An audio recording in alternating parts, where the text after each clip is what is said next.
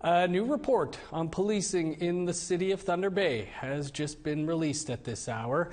Its authors are a 9-member panel formed to provide advice on how to address ongoing policing issues in the city. The report acknowledged there's a profound lack of trust in the community with its police service. In particular, First Nations communities want meaningful change to be delivered immediately. The 200-page report is called Building Trust Through Bold Action. Some of its recommendations include having the Chief of Police eliminate barriers to anti-racism measures, to have culturally appropriate services and relations with local and remote Indigenous peoples and communities.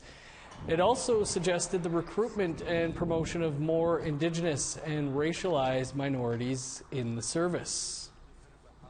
Joining us now is the chair of the independent expert panel, Alok Mukherjee. Mr. Mukherjee, thanks for taking some time for us. As is pointed out in this report, there's been a lack of meaningful implementation of the over 550 previous recommendations from all the various other reports. Why are you hopeful that these new recommendations will be taken seriously? We are hopeful for a couple of reasons. During the year that we have been doing this work and consulting with and engaging in conversations with people, we have seen that there's a strong expectation in the community, and we have seen some developments within the board and the service that are consistent with our interim recommendations in September, specifically the selection of a new chief who is who is coming from outside, who is Métis, who is very well connected within his community, and who brings senior level expertise in policing community safety from another perspective. We have seen the appointment of 2 Indigenous board members who are again well connected, grounded, and who bring a lot of experience, knowledge, and senior level engagement with issues of organization. The third reason, and we have seen that the OCPC, which appointed former Senator Murray Sinclair some years ago to look at governance, has now come back and engaged itself with Thunder Bay Police Services Board and the police service in a very meaningful way. The administrator has been very active, and the OCPC has extended the presence of the administrator into 2024. So we see some factors that are very positive.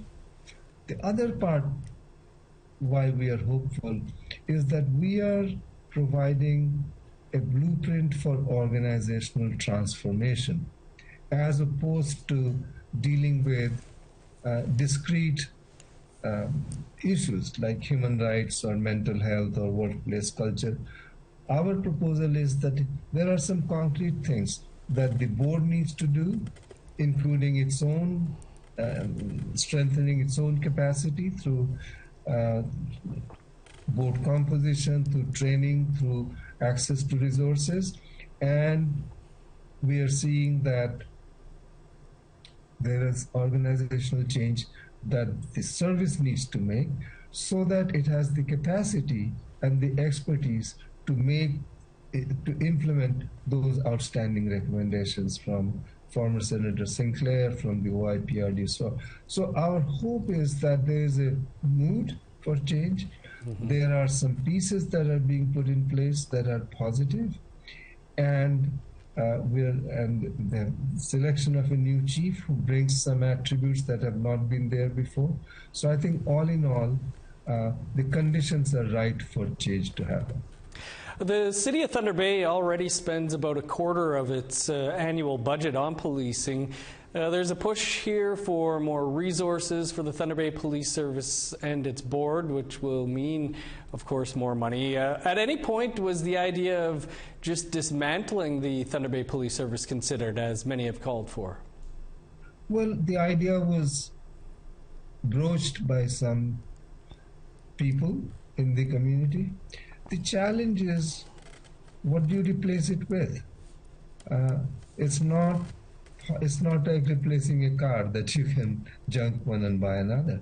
Building another organization, another service will take time. What do you do in the meantime?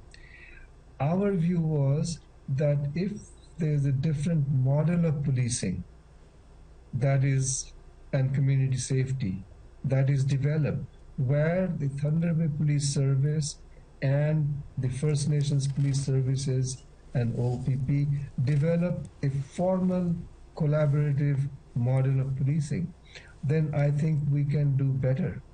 It's more practical.